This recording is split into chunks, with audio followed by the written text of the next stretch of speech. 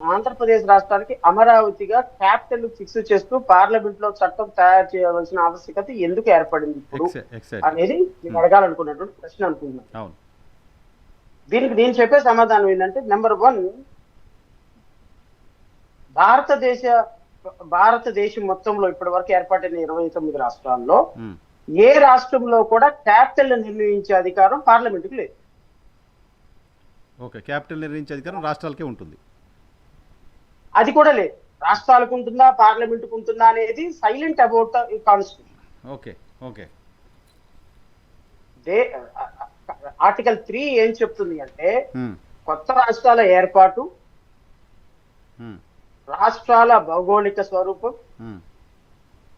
రాష్ట్రాలకు సంబంధించిన పేరు, ఈ మూడిటిని మాత్రమే parliament ఆమోదిస్తుంది. Okay.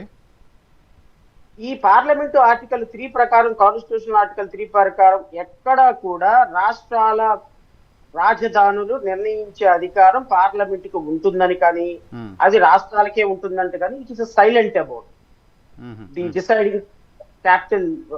It is best to the decision of respective assemblies అనేది ఒక కన్వెన్షన్.